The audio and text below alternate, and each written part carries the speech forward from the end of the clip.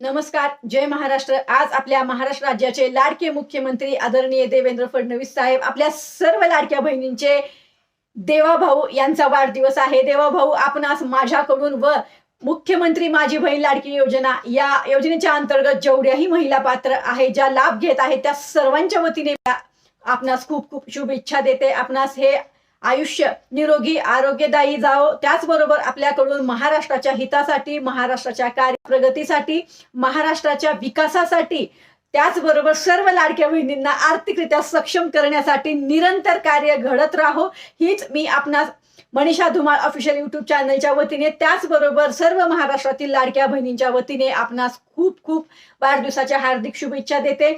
आता मी शुभेच्छा महाराष्ट्रातील लाडक्या बहिणींच्या वतीने का दिल्या, तर मी आपल्या मनीषा धुमाळ ऑफिशियल या यूट्यूब चॅनलच्या माध्यमातून महाराष्ट्रातील राज्य आणि केंद्र सरकारच्या योजनांवर महाराष्ट्रातील नागरिकांना आपल्या मार्गदर्शन करत असते।